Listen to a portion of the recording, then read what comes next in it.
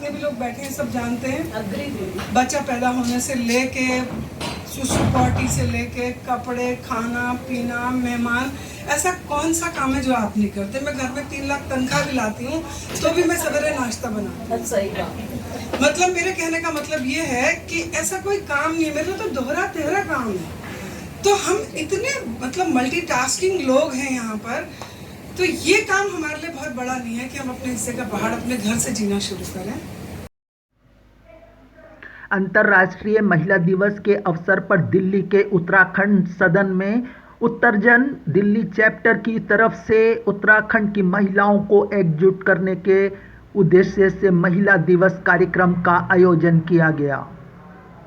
इस अवसर पर मुख्य वक्ता के रूप में सुषमा जुगरान ध्यानी, पूर्व मुख्य उप संपादक राष्ट्रीय सहारा, अध्यक्षता उमा घिल्डियाल, अध्यक्ष उत्तरजन श्रीनगर गढ़वाल, अतिथि मीना कंडवाल, निदेशक राज्यसभा सचिवालय डॉक्टर राजेश्वरी कापड़ी, वर्तमान निदेशक IGI ने अपने अपने विचारों से अवगत कराया। कार्यक्रम का संचालन उत्तरजन चैप्टर दिल्ली की निधि मोहन ने किया।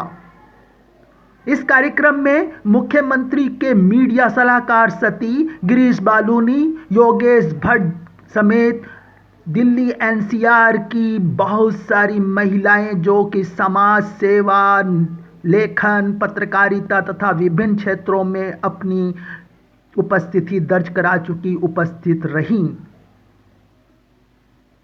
कुतुब मेल के लिए योगेश भट्ट, दिल्ली।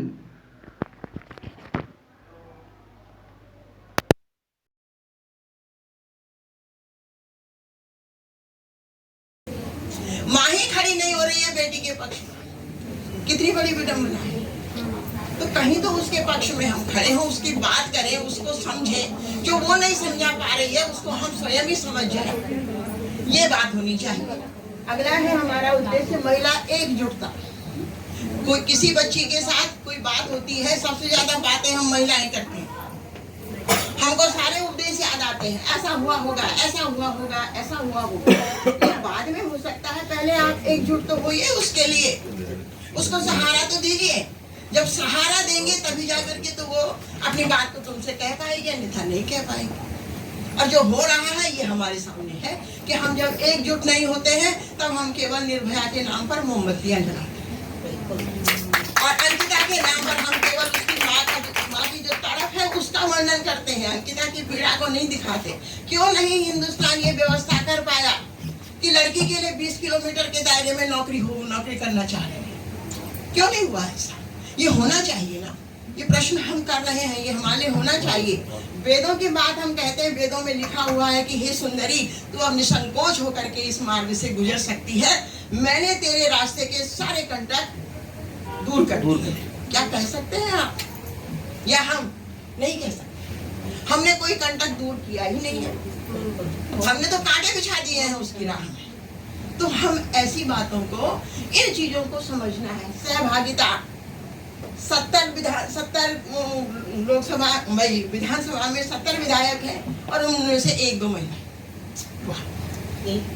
50% है हमारी संख्या, 50% है दुनिया की, और उसमें से 70 की जो हमारी विधानसभा उत्तराखंड, जहां महिला को उत्तराखंड की रीढ़ कहा गया है, वहां 1 या 2 या 3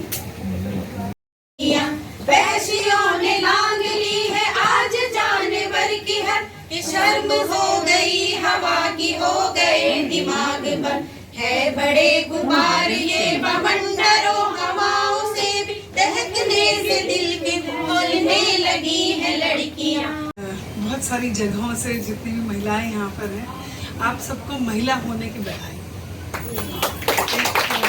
एक गाना है ना, अगले जन्म मुझे बिटिया ही कीजिए। मैं चाहती हूँ, मैं ईश्वर से हमेशा कहती हूँ कि प्रभु अगले जन्म में भी बिटिया ही बनाना। और जितने पुरुष आज पुरुषों का प्रतिनिधित्व कर रहे हैं, आपको विनम्र नमन है कि आप हमारे बीच में हैं। आप थोड़ी स्त्रीवादी बातें भी सुन रहे होंगे और मुझे लगता है कि आप जब ये बातें परकोलेट करेंगे तो मुझे लगता है कि हमारे उत्तराखंड के बहुत सारे पुरुषों तक ये सब बातें पहुंचेंगी और हम स्त्रियां हम कुछ बेहतर कर पाएंगे। निधि ने बहुत कुछ कह दिया है। निधि ने कहा, मैं पहले तो एक छोटी सी बात, इस आज के दिन मैं अपनी माँ को भी एक श्रद्धांजलि देना चाहती हूँ कि मैं एक अनपढ़ माँ की बेटी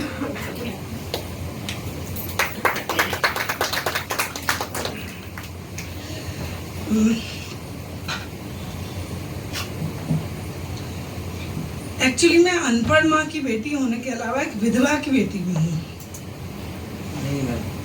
और ये कहते हुए मुझे बहुत घमंड भी हो रहा है कि वो 32 साल की वो औरत जिसने अपने पति को खोया और सीधे पल्ले की धोती पहन के कमर में हंसिया डाल के वो हम 3 भाई बहनों को उसने पाला और पोसा। पेशे से किसान मेरी माँ आत्मनिर्भर थी, और शायद मैं उसका प्रतिनिधित्व ज्यादा कर रही हूँ किसी महिला के होने के अलावा। माफ कीजिएगा। तो मुझे लगता है जितनी भी महिलाएं बैठी हैं अपनी माँ का जब जिक्र करती होंगी तो उनके आंसू आ ही जाते होंगे, मुझे क्षमा करेंगे। आज के इस कार्यक्रम में जो कि बहुत अच्छा मौका है, जब हम महिला दिवस पर महिलाओं की बातें कर रहे हैं, हम अपने अधिकार नहीं मांग रहे हैं, हम समान होने का दावा करते हैं। हम अपने को पुरुषों से कमतर नहीं समझते हैं, हम पुरुष के साथ कंधा चलाने का, कंधे से कंधा चला के चलने का अधिकार मानते हैं, क्योंकि मुझे लगता है जितनी भी महिलाएं यहाँ पर हैं वो भावनात्मक रूप पर किसी भी पुरुष से ज्यादा सशक्त है।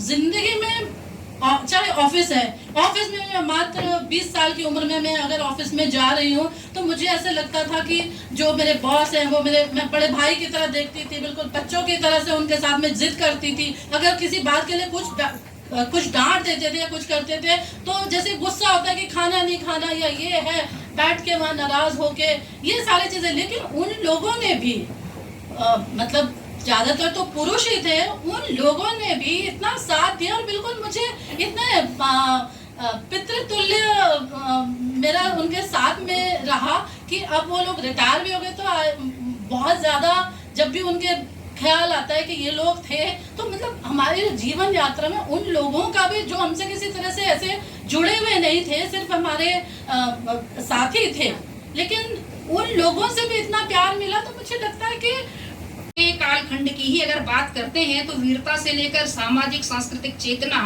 और बुद्धिमत्ता के एक से एक उदाहरण उत्तराखंड की नारियों ने हमारे समाज के सामने प्रस्तुत किए हैं। संचार माध्यमों के अभाव में बेशक उनकी यशगाथा छोटे दायरे तक सीमित रह गई हो, लेकिन मध्यकाल से लेकर प्रथम और द्वितीय विश्व युद्ध तक, आजादी के देशव्यापी आंदोलन तक सामाजिक जागृति और उत्थान के लिए यहाँ की मातृशक्ति ने एक से बढ़कर एक मिसालें पेश की हैं, और समय के साथ यह परंपरा विस्तार पाती चली गई है, जो कि बहुत लंबा मतलब स्त्रियों ने जो है इन्हीं चीजों से प्रेरणा लेकर के, तो उत्तराखंड तो हमारा आंदोलनों का प्रदेश रहा है। यहाँ हमें कुछ भी बिना आंदोलन के, बिना किसी मतलब जब तक हम जीवटता से हमने अपने लिए आवाज नहीं उठाई तब तक हमें जो है कुछ नहीं हासिल हुआ है। शुरू से ही आंदोलन किया तब जाकर के हमें आज की तारीख में भी हम एक इस मुहाने पे खड़े हैं कि हमें फिर से आंदोलनों की जरूरत है, और एक नहीं कई मोर्चों पर हर समस्या के लिए, हर उसके लिए जो है हमें आंदोलन की जरूरत पड़ रही है।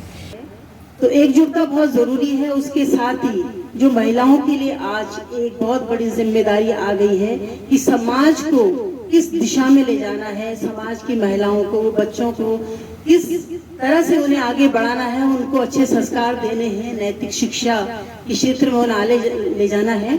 तो ये भी एक बहुत बड़ी जिम्मेदारी हम लोग की बनती है, और उस दिशा में भी हम लोगों का प्रयास होना चाहिए, साहित्य के द्वारा हो, चाहे नाट्य मंचन के द्वारा हो, गीत संगीत लेखन किसी भी विधा के द्वारा हो।